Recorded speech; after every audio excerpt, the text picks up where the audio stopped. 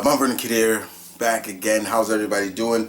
You probably haven't seen me for a while, guys. I've been on Facebook. I've taken a little break for Facebook, social media, and took a little break from a lot of my social media accounts. A month or so. I just came back on Instagram, back on Twitter. Well, I really didn't leave Twitter too much, and I kind of didn't put up any new content.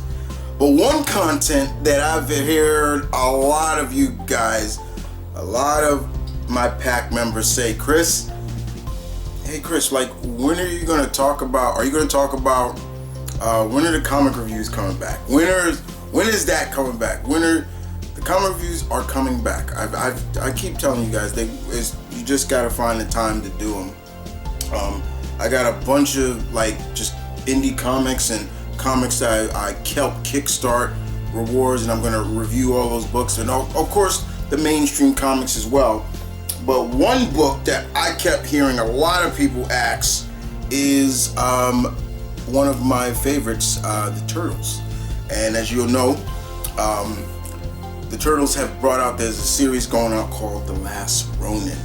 Unfortunately, guys, I had to give up my copy to someone else because there was no more. So I had to get it digitally, the first issue, and I read it, and here you guys go, my pack. We're gonna talk about this. So we're gonna talk about Last Ronin, if I can get a good picture of it. We're gonna talk about Last Ronin. Just to make sure if people don't think this is just a picture, look, you can see, there you go, this is the real book. Okay, so we're gonna talk about this.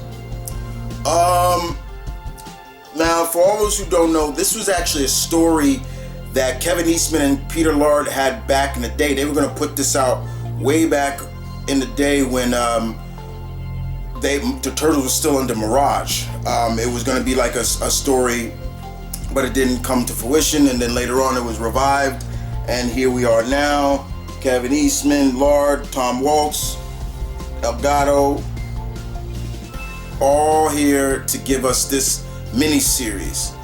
The question a lot of people, that us Turtle fans, were asking, who is the Turtle? Who's the last of the Turtles that is in this dystopian-like New York now? Will I answer that? Maybe. But how did I enjoy this? The first issue was great. I very much enjoyed it, but it felt very much like a little Mad Max, a little Terminator. The world is not what it seems. So the concept of this is simple. We see a lone turtle decked out, ready to go, gearing up to infiltrate, get into Manhattan Island. The island of Manhattan has seemed to be closed off. It's really more like a fortress in a sense. But he's able to get in. But he's talking to somebody. There are people talking to him, and he's conversating back with them over and over and over. But you see him, he's moving. He's got to move. He's got to keep moving. Move. It's all about the mission, the task at hand. It's all about just getting to who he needs to get to. And we start to see that in this post-future S of New York, cops are now cybernetics. The citizens are, it would seem they seem to be happy, but then they also seem to be a little bit against it. We see very interesting sources, but in a sense, this Ronin, this last ninja, is just infiltrated into the city. He gets spotted, and he showcases a little bit of his action, and he's going on talking about everything that he did before, and it's really sad to see, because you're just like, okay, who is this? Without really going to the final page, you're like, who is this guy? Who is this? Who's talking? Who is he talking to? Does he have some kind of mental issue, some PTSD? What is going on? But he keeps moving. He keeps moving. He's got to get to who he needs to get to. And who does he need to get to? He needs to get to Hiroto,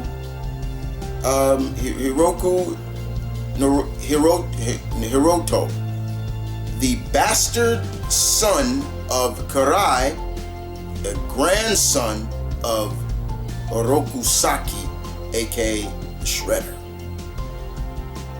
Does he make it? He does get there. He infiltrates his fortress. And Hiroku he's unlike his grandfather. He's not a man of action. He's not a man of leading by example, in terms of like a good leader would stand on the front line with his men. No, he's more like, why should I get my hands dirty with dealing with this creature? I thought I wiped out all these mutant turtles. So we find out it is Hiroku who eliminated the turtles, or what he thought. But while this is all going on, there were points where I'm questioning, am I right to think that this turtle is who he says he is, or is this somebody else? Is this a new turtle? Is this one of the turtle's offspring? I was getting a little confused, but there was a part of me that still said, Chris, you said who this was, and you were right. So over time, we see that this turtle is constantly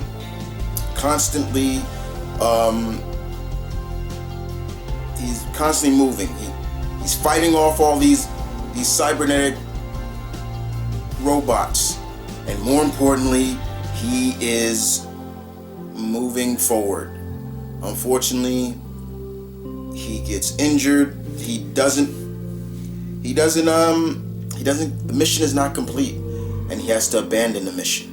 And unfortunately, he gets seriously hurt, and boy does he get seriously hurt. I gotta spoil this guys. There's a part where the guy, the turtle jumps out of the window, crashes out, and he lands flat on the ground like from a high spot, and he just plop. But he's able to move. Lucky that he's kind of a turtle and he's protected, but he's hurt. He goes into the sewer. Little did he know that someone followed him into the sewer, and someone who could be a relative of a certain ally of the turtles. I'm not going to spoil that.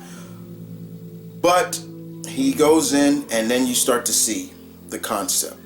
He feels he's losing a lot of blood. He can't think straight. He starts to go into the detail. He pulls out all the weapons of the turtles: the sai, the katana, the bow, the nunchucks. Places each mask on them, and he goes on to say, "I miss my brothers. I wish they were. I miss my family." And he's about to complete, I believe, seppuku, honorable death, killing himself. But he can't. He can't, because he passes out from loss of blood. And then we see the envision. He's envisioning, and we're seeing the turtles all together again, and they're like, dude, are we back in the lair and everything like that? And it's getting to the point where it's down to the wires, like, who is this? Who is the turtle? Who is this? And then he wakes up. And then there's an old familiar face helping him, who gave him a blood transfusion. And that ally is April. And then she calls his name. Michelangelo. Boom. I freaking knew it. Knew it all the time that this was Michelangelo. And it makes more sense that it is Michelangelo. A lot of people, Mikey is my favorite of the turtles. And I've always looked at Mikey as the heart and soul of the Turtles.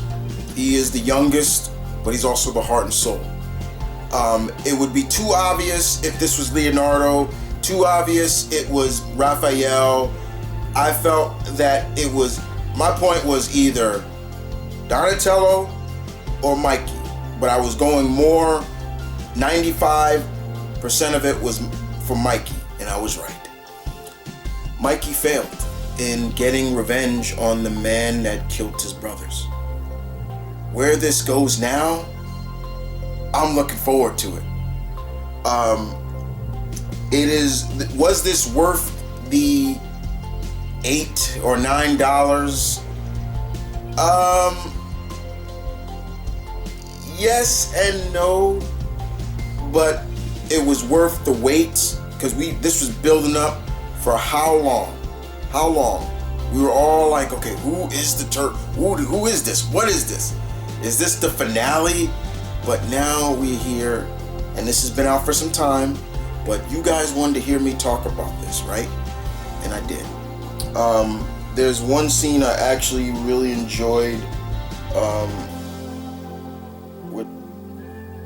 It's right here, where basically Mikey is calling out Hiroku, and was like, better come out and face me, you coward. Like, he's just like, you pussy, like, fight me. And like I said, Hiroku is nothing like his grandson, his grandfather, and more importantly, he wants to revive his mother as well, because we do get to see him with, you can see his mother's body. There it is right here. That's Karai right there. You can see, and he wants to revive her. So, and he's all like, "Dearest mother, I will avenge you," and everything like that. But yeah,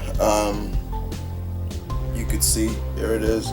At first, I thought this was Slash. Because I'm like, okay, he doesn't look like the Turtles, but it's not Slash. I thought it was Slash. I thought they were gonna do a big 180 and was gonna be like, yeah, this is that. Nope, what y'all thought?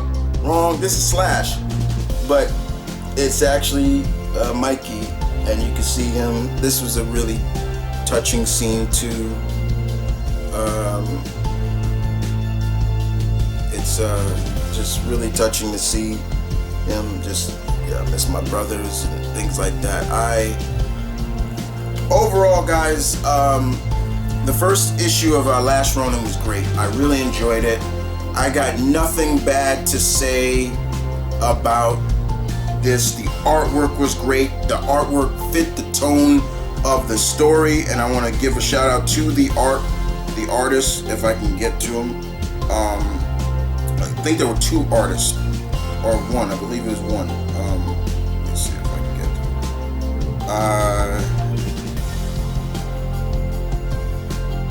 The artist is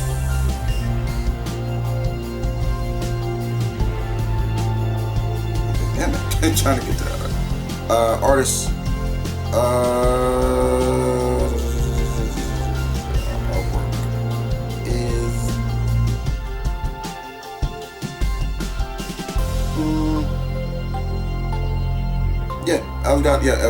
Elgato.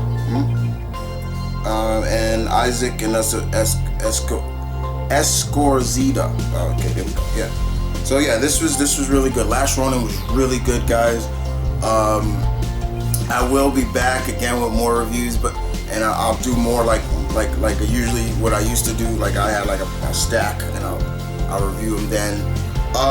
But I had to talk about this because this was for popular demand. You guys would constantly ask. I've been constantly getting messages. Hey, when are you gonna do Last Ronin? When are you gonna do Last Ronin? Are we gonna hear you talk about Last Ronin? Well, you did. You got to hear me talk about it. So here it is, and I hope you guys enjoyed it. If you have not read Last Ronin, I recommend it. If you are a Turtle fan, you're gonna love it. It's been out for a while, so there was need to spoil some things. And yes, the lone ninja here is Michelangelo. Mikey has survived Well, his other brothers, Leonardo, Donatello, Raphael, and I'm assuming Master Splinter, did not survive. April is alive, but that other ally that I mentioned, I'm going to leave that alone because we're going to have to see who is a part of it. Anyway, guys, you guys take care, and this is M.V.K.